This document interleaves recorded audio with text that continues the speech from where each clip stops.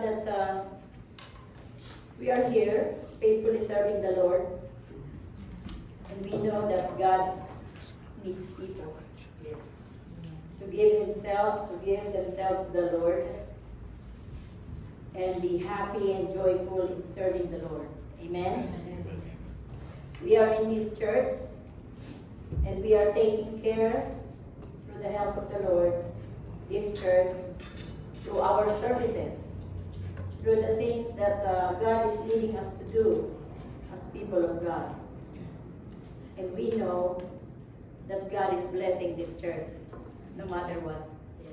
If we look at the attendance, we always think we are defeated, the church is dead, the church is nowhere to go. But we don't focus on that. Amen? Amen. Do you focus on that? No. Have you thought of it? No. What are you thinking about our church?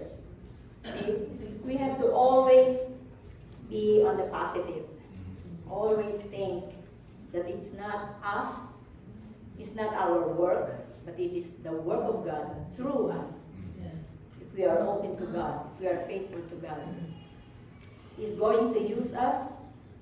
He's going to use us to minister to people around us, to share the word of God to our friends, relatives, families who need the Lord. Because if we don't open our mouth to them, Bible says, whom they can call, they don't know, and nobody was telling them about Him. So I know it's going to be part of my message too. And I thank God. Are you thankful to the Lord? Amen. Amen. Praise the Lord. Are we doing something for the Lord? Amen. When was the last time that you approached somebody or become sensitive to the leading of the Holy Spirit and say to somebody, the Lord Jesus loves you? And that's an opening already. If they hear that, we don't know the people around us. We don't even know what their needs are, We don't know what they are going through. Sometimes we will encounter people who are so, seems like upset, angry, or a lot of things that they are doing. And sometimes we say something like, what's going on? What is he doing? What is he up to? Or something, we say that things in our mind, or probably to somebody. But let us think of them, what they are going through. We don't know. So we have to be patient with them. We have to be understanding of them, and always think that they need the Lord. Amen? This is Mission Sunday. We focus, the messages usually focus on about people needing the Lord. They need the Lord. And we have, as believers, as Christians, as the one who have experienced the love of God, we have to know that, and we have to understand and be sensitive all the time. Wherever we go, whatever we do, in your offices, you see someone, you ride with someone in the car, you're friends with someone outside. Have we even presented Jesus to them? That's something for us to think about, because it is important that we will be sensitive to the leading of the Holy Spirit. And this time my message is about godly wisdom in daily living. Godly wisdom in daily living. And I will focus on Proverbs chapter 1 to 23. I'm not going to be reading it all at the same time, but I'm going to be using some of the words of wisdom of Solomon, because the writer of Proverbs is Solomon. He also wrote, what else did he write? What more? Ecclesiastes and Song of Songs. So we know that Solomon wrote Proverbs to share his wisdom with others. That's the purpose of this, one of the purposes. Solomon, do you know Solomon? King Solomon. Yeah, son of David. Solomon is famous for his proverbs. People look to these words for wisdom. People, us, including Christians or non-Christians, they look for these words in the Proverbs for wisdom, that was Solomon's purpose. Because Proverbs provide insight into how things work. It provides insight. When we read the book of Proverbs, we will have some insight on how things work for us, for people. But people need wisdom in knowing how to apply particular proverbs. Because all of us have understanding. In another translation, they use understanding. All of us have understanding, because we were taught by our parents when we were growing up. We went to school and we understood things and everything. We know a lot of things. We are so good in learning things about life and everything. But even though you know a lot of things, Brother Jen was just telling me about one of his friends or somebody who knows that he really knows everything, You cannot talk to him that he doesn't have any answer about everything. And then sometimes when June talks about the Word of God, the Lord, that's you, it's not me, Later on, after some time, June heard from him and said, June, I'm now studying in the Bible school. I'm now studying the Bible. Because, the wisdom of the world is not enough. We need the wisdom of God, godly wisdom. Okay, so people need wisdom in knowing how to apply particular proverbs. Because if you know a lot and you don't know how to apply them in your daily life, it's not going to help you. It's not going to help you. So during the King Solomon's time, he is the king of Israel, people were attracted to him because of his godly wisdom. If you will look at several things in the Bible,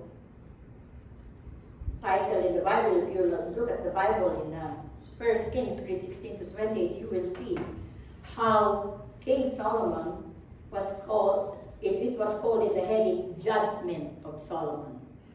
I don't know if you can remember, if you have encountered that verses, but during those times, Solomon has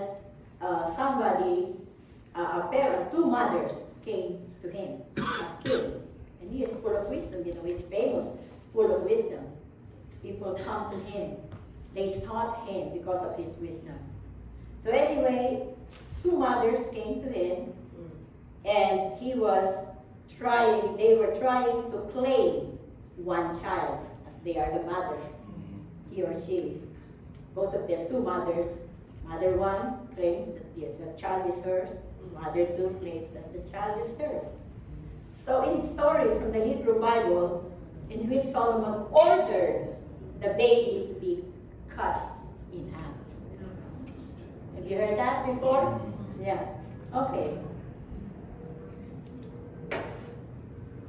So what he did, because of the wisdom of God through Solomon, he told them, the two mothers, she said, I gave the baby, because the other woman claimed, he said, that the second woman said, the first woman accepted the compromise as fair. The second woman said, oh, it's fair, okay, do it. Okay? But the first woman, she was begging, said, no, please, don't cut the child in half. Just give it to the second woman. And you know what happened? Solomon, in his wisdom, he gave the baby to the woman whose love was selfless. He displayed wisdom. Solomon displayed wisdom in making a ruling. That's why he's famous, because of that. Amen. So, and there's another thing that happened also in 2 Chronicles 9:8, when the queen of Saba is the ancient land of Saba, and now a modern day Yemen. It is in Yemen now. Modern day Yemen used to be Saba. The name of the queen was Queen Saba. Saba? Queen Sheba. Sheba is the name of the woman, of the queen. So the queen, upon hearing about Solomon, the wisdom of Solomon, went to his kingdom, to the kingdom from Saba, and with his caravan of gold and spices and clothing and everything, went to see Solomon to seek his wisdom, to prove to herself that what she is hearing is true. And it's really true, you know. So what happened, to make the story short? She listened, she came, talked to Solomon talked to him, and she asked a lot of questions. And then after she listened, and her questions has been all answered by Solomon, in Chronicles, 2 Chronicles 9:8, she said, remember, Queen Sheba is a pagan queen. She doesn't know the Lord. But you know what she said here in the verse of 8 of 9, 2 Chronicles 9? Praise be to the Lord your God, who has delighted in you, saying to Solomon, who has delighted in you, and placed you on his throne as king, to rule for the Lord your God, because of the love of your God for Israel. He has made you king of Israel, to maintain justice and righteousness. Amen? Amen. Hallelujah. So it's really something that we have to really be thankful for how the Lord choose people. He chose Solomon. Solomon is not somebody who is sinless. You know, he has a lot of flaws, he has a lot of faults and everything. But the Lord used him to be able to maintain justice and righteousness in the land of Israel. Amen. The Lord is good. Praise God. So the word wisdom certainly means skill. Wisdom gives us the ability to make the right decisions for living a moral lifestyle that honors God. Do you remember Rick Warren? Rick Warren, the writer of the book Purpose-Driven Life. Purpose-Driven Life. And he wrote another one, Purpose-Driven Church, and everything. He was being sought by a lot of people. A lot of people bought his books. Christians or non-Christians, actors and actresses, and other famous people bought that book. And you can hear them, that we can see that people are looking for wisdom. People who have wisdom in their literature, in their books and everything. That's why I cannot remember that every person that I talked to during those times, that was in the year, I forgot about the year when it was, that book was written and become really famous. A lot of books were sold because they like to know wisdom. People look for wisdom. They want to know how they can use their knowledge in life. Because those people, although some of them, they don't know the Lord, they still need something that they will find out from books, and sometimes they forget about the Lord. But this book is also a Christian approach, because Rick Warren is a pastor in Saddleback Church, before Orange County, Saddleback Church. I remember when we went there and we attended the Sunday School Conference, they have a huge church and very organized church. Sister Lina, me, and Florence went and attended the Sunday School Conference there. So even non-Christian, we know that they are looking for wisdom Sometimes they don't find wisdom in the world, but they can find wisdom from the Word of God. Amen? Amen. That's what they need, to find wisdom from the Word of God. So the believer who makes wise decisions is a testimony of the wisdom of God in daily living. This is our title, Godly Wisdom in Daily Living. Understanding also involves ability, the ability to discern.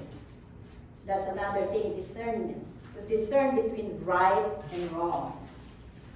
We base our decisions and actions on this discernment. Our heart must be open to God's Word as He directs us. How can God direct us? Through what? What do we have to read?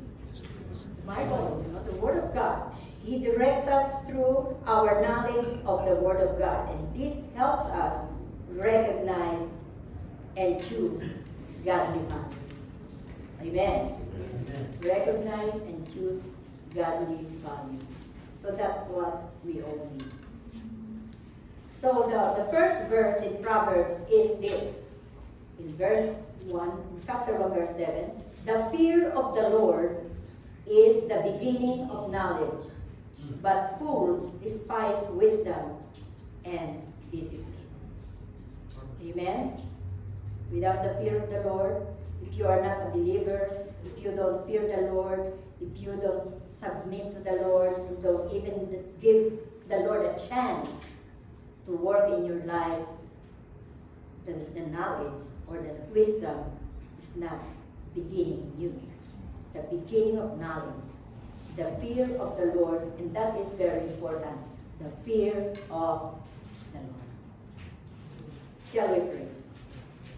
Our Heavenly Father, O God, we come to you and we thank you, Lord Jesus, for this opportunity once again to be able, O God, to seek you and to know more of you, and most especially to know your knowledge and your wisdom in how to apply things in our life as we live in this world, oh God, Father. We really need you, Lord. And we cannot do anything without you, without your help, without the Holy Spirit leading us and guiding us. So help us, Lord, to have an open heart to your Lord Jesus' words, to your Holy Spirit speaking to our ears, oh God, telling us what to do. And let us be, Lord Father, be submissive to you and obey you when we hear, oh God, your leading in our lives. This is our prayer in Jesus' name. Amen. Amen. Practical advice for godly living. Another verse is Proverbs chapter 1, verse 2. For acquiring a disciplined and prudent life, doing what is right and just and fair. It says here, for acquiring a disciplined and prudent life, doing what is right and just and fair. Isn't that what we want to do? We want to do what is right. We want to do what is right, what is just, what is fair. We want to do that. Most of the time, we don't do it. Even Apostle Paul says, the things that I want to do, I do not do. But the things that I do not do, that I don't have to do, that's what I do. So that's what Apostle Paul struggled. See? So in the Quest Bible, the explanation there, the book of Proverbs uses the word wisdom to speak of the skill of living in a way that honors God. See? This is it. We have the wisdom of Proverbs. We read Proverbs, and we read a book of the Lord to speak of the skill of living in a way that pleases God. If we are applying that skill from the Word of God, from the teaching of the Word of God, from Proverbs, and we read them, it has to be, your purpose was to be, to honor God. And when we honor God, we honor people. We become sensitive to the needs of people, and we honor them. What distinguishes biblical wisdom from the so-called wisdom of the other ancient nations is its foundation in the fear of God. So our foundation, despite of all those ancient teachings and everything, our foundation and the foundation of King Solomon is the fear of God. Amen? Amen.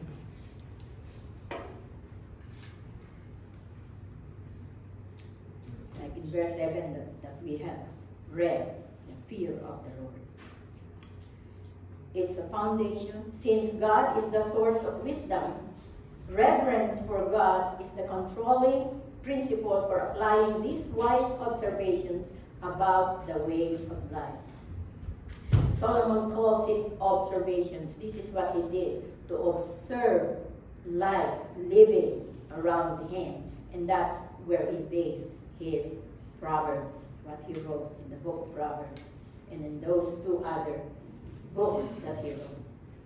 Wisdom does not come without a price. Rebuke, reproof, and submission are often part of acquiring wisdom. Sometimes we get rebuked, sometimes we get reproved, and sometimes, and most of the time, we have to submit.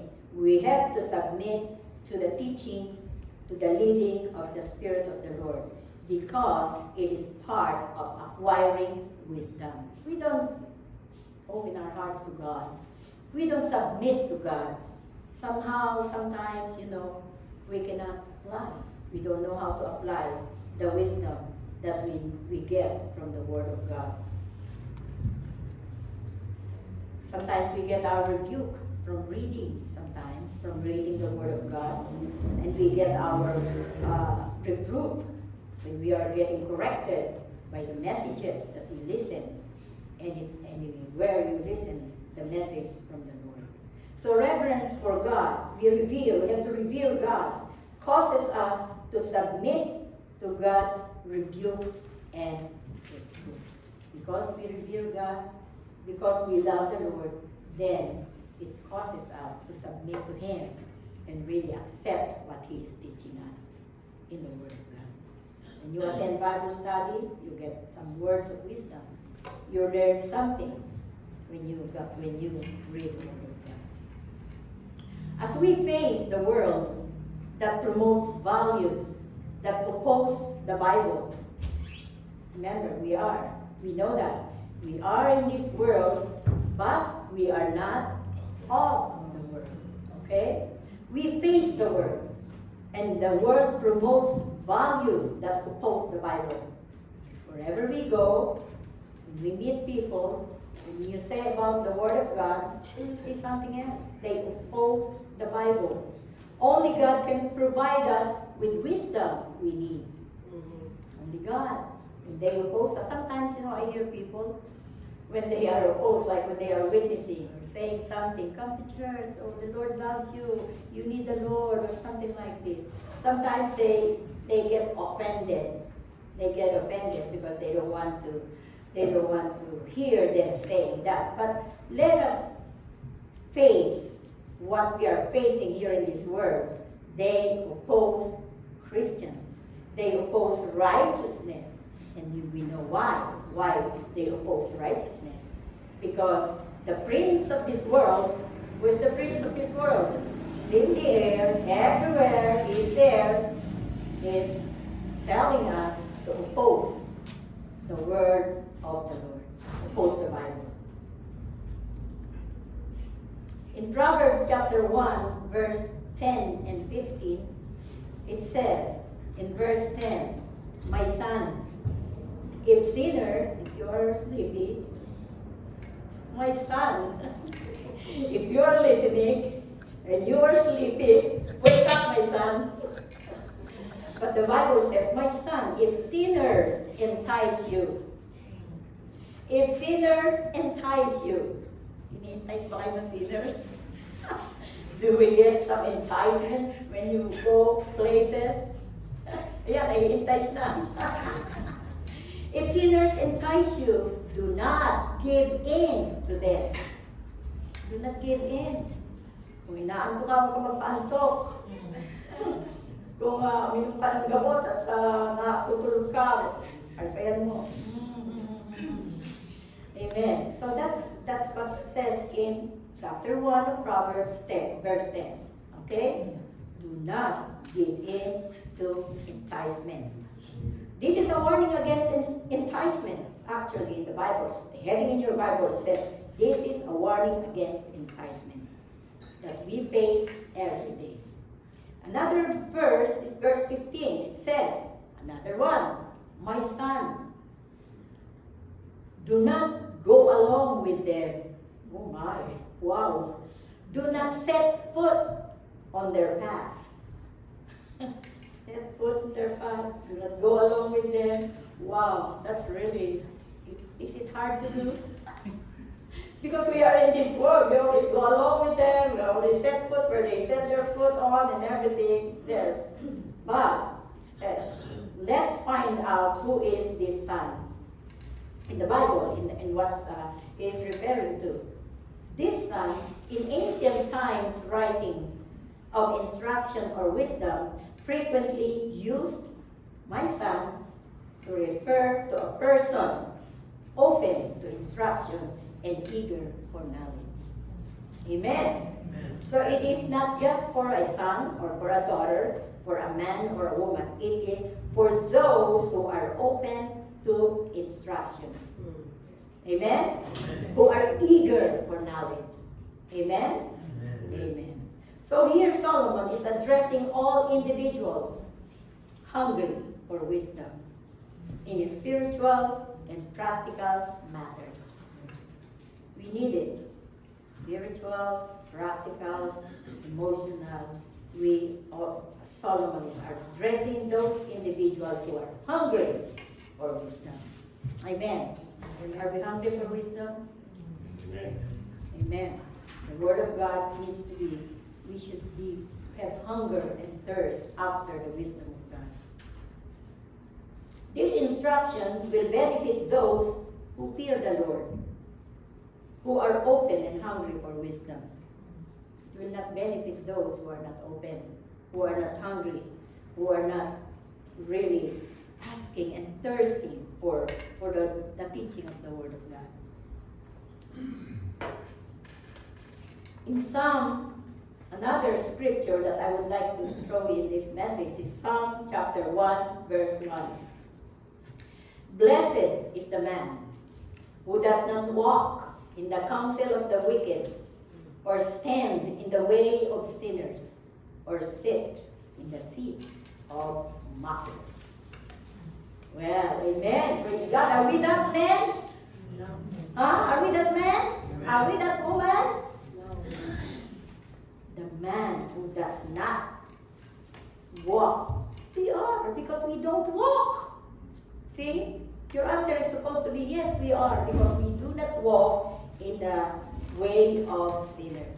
Here are some clarification about some keywords in this verse. Counsel. Not walk in the counsel of the wicked. Counsel means advice. Whose advice do you listen to? We receive a lot of advices anywhere we go. Some people will come to us, oh, you know what, this is what you have to do. Oh, you know what, this and that, this and that, this and that. A lot of things. Sometimes we get confused because we hear some advices, counsel from other people besides the people of the Lord. Sometimes the people in the world, they will give you worldly advice. The people from the church or the believers will give you wisdom, godly advice. Okay? So counsel, it says here, whose advice do you listen to? And another word here is way. In the way of sinners. The way means it speaks of behavior. So we have to question when we see a behavior of a person that we go with or we talk to or we see around us, we have to question, is it a God-fearing behavior? So we have to be sensitive. We have to be evaluating, oh God, the things that we are facing in this world. Is it good for me? Is it something that will draw me closer to God or will draw me away from God? Sometimes our friends, our boyfriends, our girlfriends, they sometimes draw us away from God instead of bringing us closer to God. So we have to be strong. We have to be strong in letting them know and discerning the behavior of the people that we go to, friends, office mates, and everyone that we meet. Those who stand means, when you're standing, means approving a questionable lifestyle, getting along with sinful practices without conviction. See? What does it say? Blessed is the man who does not walk in the counsel of the wicked, or stand in the way of sinners, or sit in the seat of mockers. See? So meaning, it says we have to be careful about those practices. We have to really think, what is this person doing? This practice that he or she is doing? And we have to really start to either avoid, if you are getting pulled back or pulled away from God, you have to really get away from that person, because it's not going to do you good. If you are strong in your faith, you will be the one to draw them closer to God. But if you are not, then you might get turned away from the Lord. And sit, it means those who in the seat of in the way or sit in the seat of mockers. It says here, there are places where God disapproves, places that we sit that God disapproves of. He doesn't want you to sit in that chair that will commit you to do sin, to mock God. Those who mock the instruction of the word of God, mockers, don't sit in the seat of mockers. Those who mock the instructions of the word, Christians should not be found in these places. Remember your testimony. How can you share the gospel to those people if you are together with them doing what they are doing? So you have to really remember your testimony if you are going to draw them to Christ or draw them more away from Christ, because they will say that you are not really living like a Christian. One time I rode on a bus before when they first came here, and that woman was talking to me, and she said, "Where are you coming from?" I said, "From the church. I am the pastor's wife," or something. And then I invited her, "Come to church. You can." "Oh no, I don't go to church. The people there are hypocrites." That's what the lady told me. And I said, "Oh, not really." You have to learn more and hear from the word, and you will find out, because the Lord changes people. Amen? Amen. Amen. So those people, sometimes they accuse us that we are hypocrites because they don't see in us the behavior or the works or the actions that we have to do as Christians. So we have to, this is an evaluation of ourselves. Jesus specifically counsels, Brother Grace, his disciples to discern good fruit and bad fruit in people. Let's read this scripture on the screen.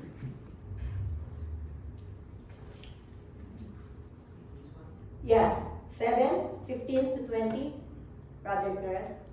Yeah, Matthew. Okay, let's read it.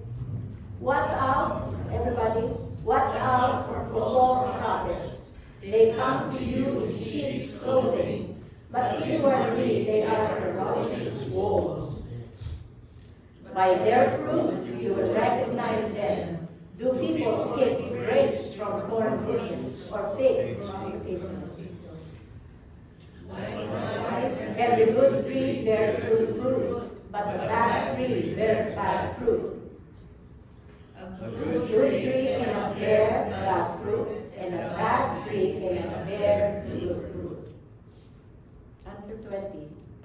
Every tree that does not bear good fruit is cut down and thrown into the fire. Thus, by their fruit, you will recognize them. Amen? So that's when you can recognize them. And another scripture in Proverbs chapter 1, verse 20 and 22, rather. Wisdom calls aloud in the streets. She raises her voice in the public squares. And then, how long will simple ones love your simple ways? How long will mockers delight in mockery and fools hate knowledge? Amen. So Proverbs also talks about the simple ways, who love the simple ways. That's why it says here, the root meaning of simple is to be wide open. The simple people.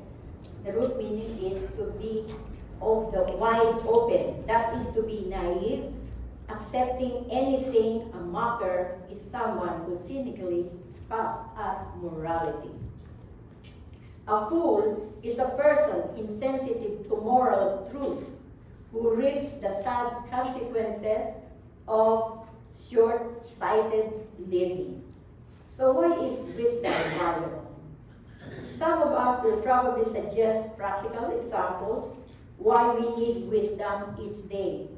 Most of us, however, may be seeking wisdom from friends and family who do not serve the Lord. It is important that we as believers would place God's wisdom above human wisdom. Amen. Let's recognize that. True wisdom comes from God's word. Use wisdom to influence others to follow Christ. Influence others, especially our unsaved friends, relatives, and co-workers, by living a Christ-centered behavior. Through God's wisdom, He will instill in our heart our purpose here on earth. One of the important purposes is to be a witness, to think of the lost souls around you, to take every opportunity to share the love of Christ with others. The Bible says in Romans 10:14, how can they call on the one they have not believed in? And how can they believe on the one they have not heard? I mentioned this earlier. Sometimes we just say, I witnessed by my life. They can look at my life. How about if they don't see anything that can draw them closer to God? So we don't have to just say, by my life. You have to also share, open to them the Word of God. Witness to them with your life and with the scriptures, with the knowledge from the Word of God. Share to them, open up, draw to them, in front of them, the net of salvation in order for them to know the Lord. Another scripture is Acts 4:12. Salvation is found in no one else, for there is no other name under heaven given among men by which we must be saved. So it is important that we will sing this time before we pray, and that we will know that our life here on earth is being watched by people around us. We want to share the Word of God, but our life should be something that they will, Lord, say, I want to be like her. I want to come to church where she goes because I know she has a changed life. Where is Robert said? I'm going to play Our God Reigns. Our God Reigns. Because I told Ted about that earlier. Before I pray, let's sing that chorus, Our God Reigns.